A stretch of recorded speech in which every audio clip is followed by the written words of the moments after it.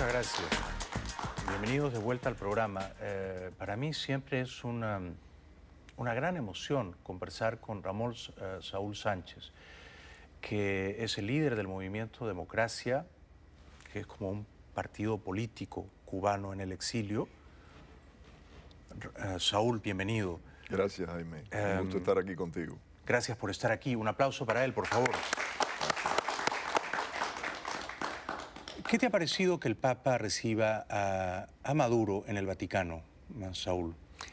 Bueno, comparto, como muchas opiniones en otros temas, comparto contigo en este caso también el hecho de que este hombre se ha convertido en alguien que se robó las elecciones venezolanas, o sea, ofendió la voluntad del pueblo venezolano. Y ser recibido en este momento por el Papa me parece que le da un espaldarazo al régimen de Maduro. ¿Tú hubieras preferido que el Papa no lo hiciera? Bueno, claro, y que se hubiese reunido con Capriles, por supuesto. Ahora, no sabemos tampoco lo que puede haber conversado el Papa con él. Yo creo que este Papa tiene, además de esa aura especial que me recuerda mucho a Juan Pablo II. Sí, es muy simpático. Es muy simpático, pero también tiene una cualidad que me parece que es muy franco y está muy claro cuáles son los puntos álgidos en el mundo que le hacen daño a la humanidad. Sí, estoy de acuerdo, estoy de acuerdo. Es todo menos despistado. Hay que tener en cuenta que cuando él ejercía su liderazgo moral en la Argentina antes de ser Papa, el gobierno de los Kirchner tenía relaciones de mucha hostilidad con él. Ahora, yo me hago esta pregunta, porque tú representas a la oposición cubana, ¿verdad? A una de las voces de la oposición cubana. Una de ellas. Si ustedes, por ejemplo, si tú piden una audiencia con el Papa, ¿te la concedería? No creo. ¿Por qué no? No sé. Pero mira, sin embargo, sí, muchos cubanos opositores han sido recibidos en el Vaticano, ¿no? Por ejemplo, ¿algún prominente? Algunos en el pasado, presos políticos han sido recibidos, pero muy escasamente a lo largo de 54 años, ¿no? Me gustaría que el Papa pudiera hoy escuchar las voces directamente. O sea, él le dijo 2 o 3 palabras a Berta Soler en un encuentro muy breve, pero muy casual también. Pero que pudiera escuchar los testimonios de los opositores que en este mismo momento están dentro de Cuba lidiando, por ejemplo, con un joven que fue sacado de su casa y ha tenido que hacer una huelga de hambre y en este momento está a punto de perder su vida. Recuérdanos su nombre, por favor. Una Sonia Garro, que se encuentra en este momento en huelga de hambre también después de 1 año y pico de prisión, ella y su esposo. Luis Enrique Santos es el otro muchacho que está en este momento en las villas. Claro. A punto de perder su vida. O sea, estas situaciones que están pasando dentro de Cuba, de gente, seres humanos que a través de la lucha cívica, con el poder tremendo de su dignidad humana, están tratando de decir, queremos ser libres, queremos disfrutar esas cosas que otros seres humanos en la faz de la tierra disfrutan. Me gustaría que el Papa escuchara eso. Bueno, a mí también, ese es un buen punto, ese es un muy buen punto, pero entonces, digamos, si Coco Fariñas, por elegir un nombre arbitrariamente, Guillermo Fariñas, que también ha declarado varias huelgas de hambre desafiando al régimen totalitario de los hermanos Castro, si él le pide una audiencia a su santidad Francisco, ¿el Papa le daría 20 minutos y se haría fotos con Fariñas? No creo. Yo digo no que me parece. No me Yo parece. digo que no, porque la Iglesia Católica en Cuba le diría a su santidad, no haga eso porque nos va a enemistar con el poder de los hermanos Castro. Sí, tristemente sí. Yo creo que todo indica que eso es lo que sucedería. Tristemente. Nosotros siempre queremos pensar que esas cosas van a cambiar, que alguien va a tener el valor de decirle al cardenal de Cuba, yo sé que es importante el espacio de la iglesia, todo esto, pero aquí hay seres humanos. Claro, es la vieja pugna entre los intereses y los principios, ¿verdad? Aquí da la impresión de que hay siempre un cálculo sobre los intereses de la Iglesia como Es que llega a veces a justificarse, ¿no? Que por el bien a largo alcance que se busca, a veces tenemos que someter o sacrificar esas cosas que estás hablando, ¿no? Esos derechos, esos sufrimientos de los seres humanos ahora. Y yo pienso que la libertad tiene que existir siempre, que no debe ser siempre un sueño, ni siempre una carrera, ni siempre un sacrificio. Eso es una cosa que nos pertenece, que Dios nos dio. Claro, no debería ser un sueño, debería ser una realidad. Una realidad. ¿Verdad? Correcto. ¿Hace cuánto tiempo tú sueñas con volver a Cuba, Saúl? Desde el día mismo en que me fui. Mis padres me mandaron al destierro junto con un hermano cuando yo tenía 12 años. ¿Y para tienes que ahora? no nos enviaran a fajarnos en guerras extranjeras en favor del Imperio Soviético.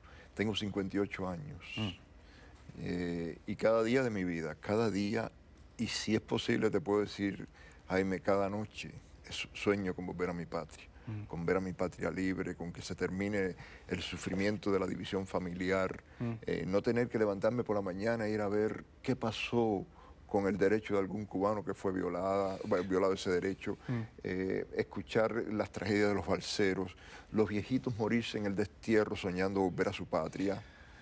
O sea que llevas no una vida, sino como 3 vidas soñando con volver a Cuba. ¿No te lo permiten? Digamos, pesa una prohibición sobre ti porque da la impresión ahora, y esto es lo que quieren hacernos creer los voceros de la dictadura, que los controles se han relajado. Y que, bueno, uno ve aquí en Miami que vienen artistas que son aliados de la dictadura y se pasean acá por los programas de televisión y promocionan un concierto y la gente va a verlos. Pero, digamos, ¿tú no puedes ir a Cuba o no quieres ir a Cuba? No, yo sí reclamo el derecho a ir a mi patria. ¿No te dejan? Cada flotilla que nosotros hacemos reclamamos ese derecho. De hecho, Jaime, yo hice una huelga de hambre frente a la sección de intereses hace varios años atrás. Lo recuerdo. En Washington. Lo recuerdo. Reclamando que el cubano no tuviera que pedir un permiso para salir y entrar a su país.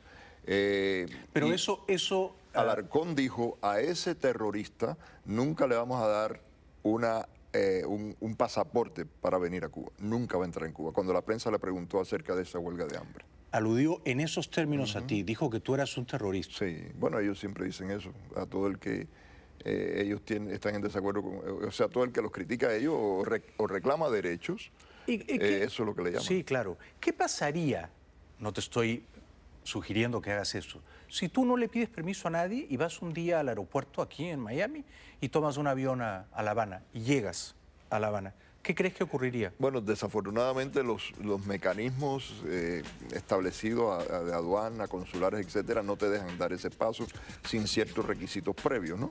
O sea, ¿no te dejarían subir al avión? No podría ir. Puedo hacerlo con la flotilla, por ejemplo. Lo hemos intentado con la flotilla.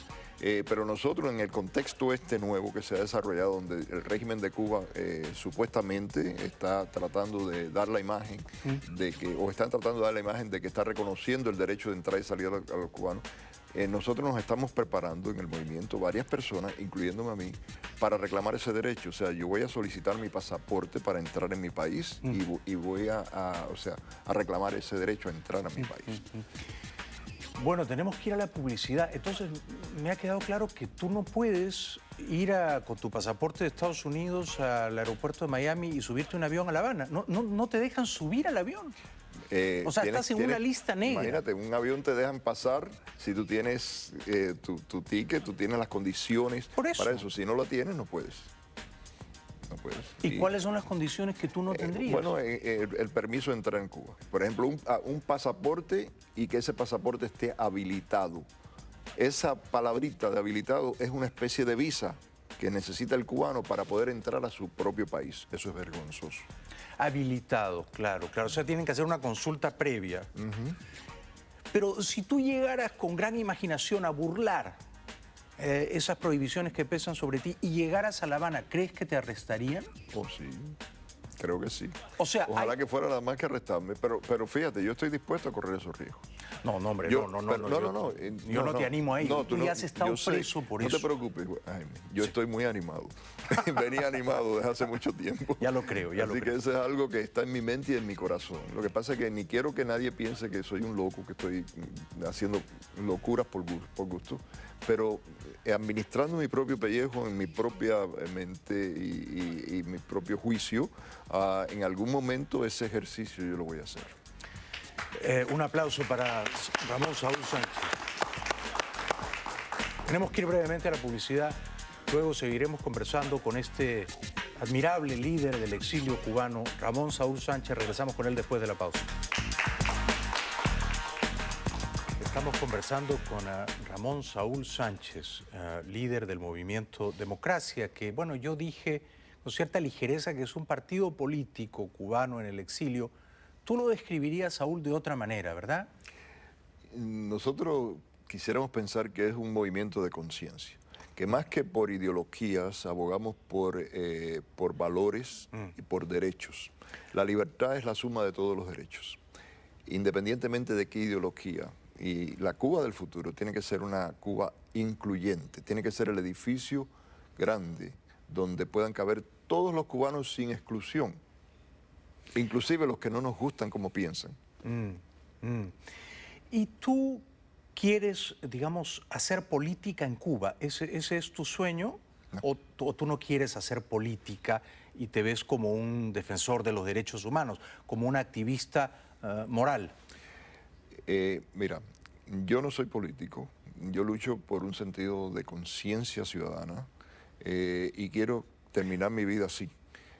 No aspiro... No aspiras al poder. No, yo creo que yo aspiro al puesto más alto que puede tener una persona, que es el de un ciudadano libre. Para mí no hay ni presidente ni congresista, es más importante que eso.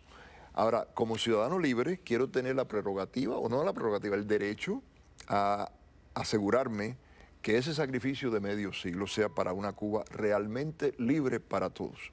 Que no sea digamos, el remanso de los poderosos, ni de los fanáticos, ni de un sector, ni un extranjero, no, que sea realmente el hogar libre, amplio, amistoso de todos los cubanos. Eso es lo que yo sueño.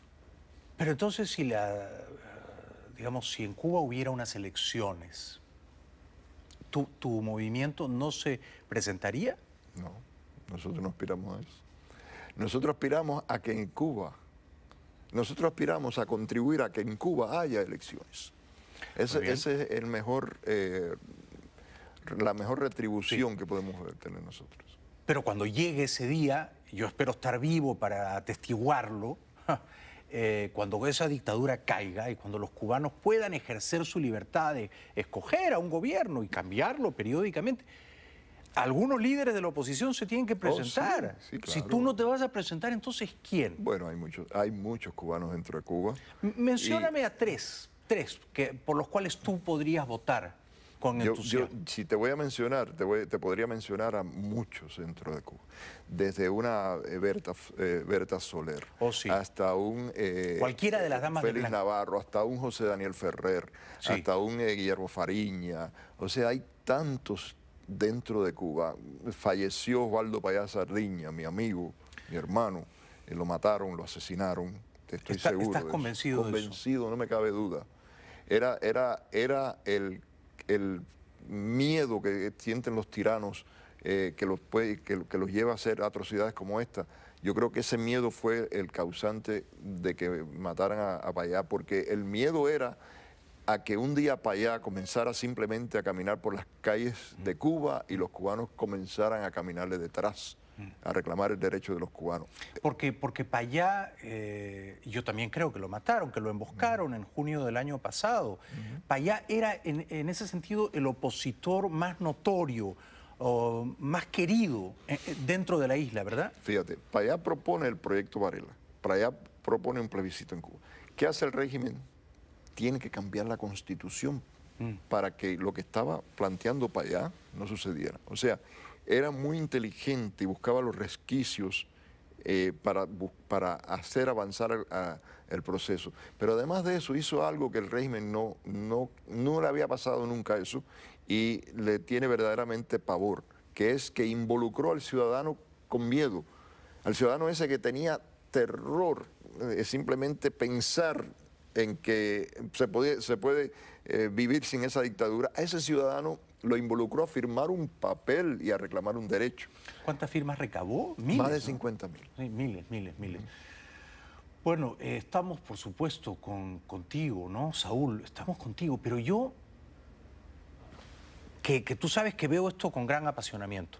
Cuando le pregunto a Berta Soler, ella me dice, no, yo no quiero meterme en política, no voy a postularme a ningún cargo. Le pregunto a Fariñas, me dice lo mismo. La hija de Osvaldo Payá o la viuda, lo mismo. Entonces uno dice, pero bueno, yo quiero encontrarme a un opositor cubano que diga, sí, yo quiero ser presidente democrático de Cuba. Te lo vas a encontrar probablemente, yo conozco a algunos que lo dicen, y eso es importante. Me parece que es mezquino estar pensando en el poder cuando uno debe estar pensando en la liberación.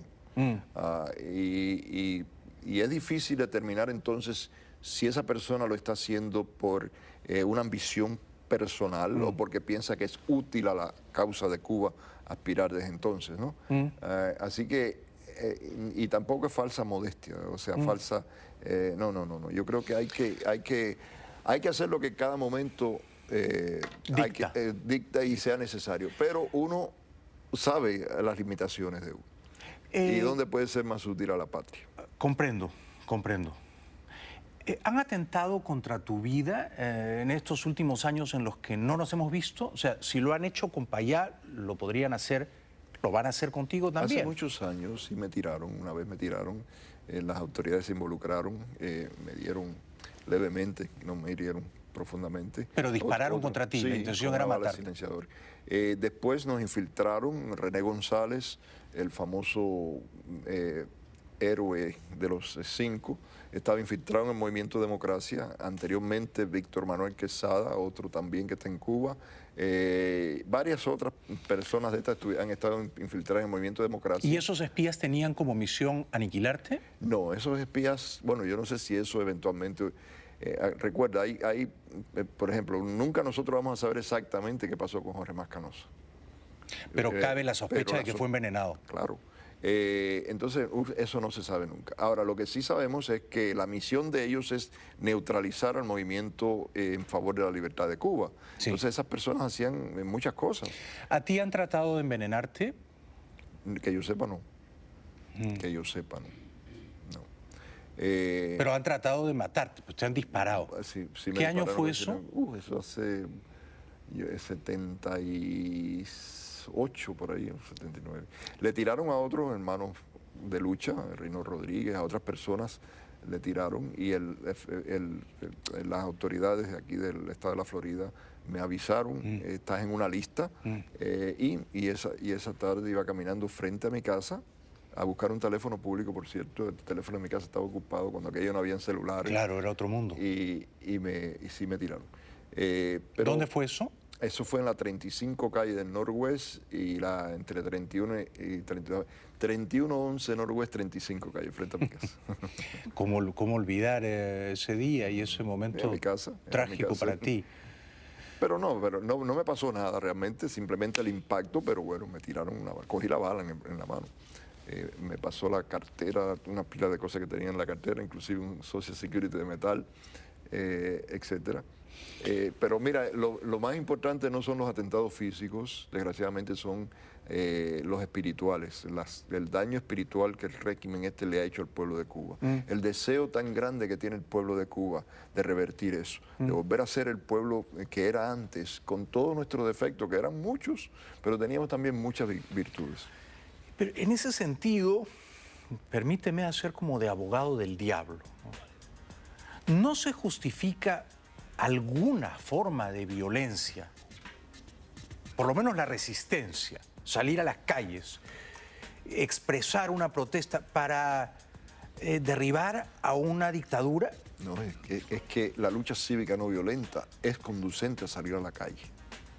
O sea, este mecanismo, este método de lucha es procurando eso, que el cubano salga a la calle y reclame su derecho.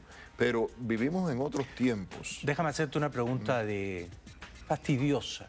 Pero el cubano que te está viendo ahora en la isla y que dice, Saúl Sánchez me pide a mí que salga a la calle a protestar, pero él dirá, ¿y por qué Saúl Sánchez no viene a Cuba a protestar él? Sí. ¿Por qué no predica él con el ejemplo? Bueno, por eso es que yo no le pido eso al cubano. Yo simplemente, nosotros lo que hacemos es tratar de dar el ejemplo.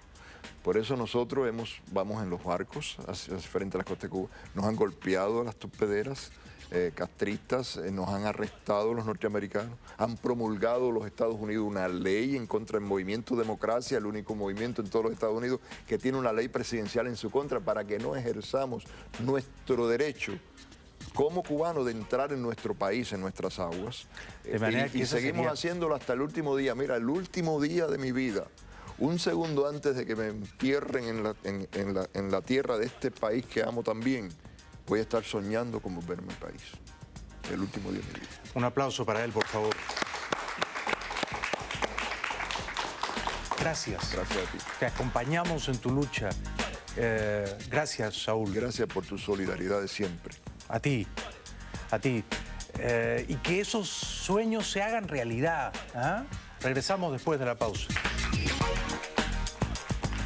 Gracias, gracias.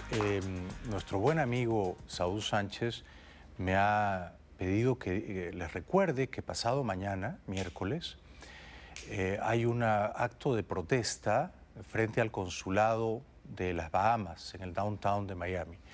De protesta porque hemos visto las imágenes en los últimos días de exiliados cubanos que llegan a las Bahamas y son sometidos a terribles maltratos. De manera que hay un acto simbólico de protesta. Pasado mañana, miércoles a mediodía, frente al consulado de las Bahamas en el downtown de Miami. Regresamos después de la pausa. Ya volvemos. Eso ha sido todo por hoy. Muchas gracias por acompañarnos, por ver el programa. Y gracias en particular a las personas que han venido esta noche al estudio. Y entre ellas quiero mencionar a María y Héctor Hurtado, venezolanos que han venido desde San Agustín, Florida, y que este año están cumpliendo 30 años de casados. Larga vida al amor a María y Héctor Hurtado. Gracias. Hasta mañana. Buenas noches.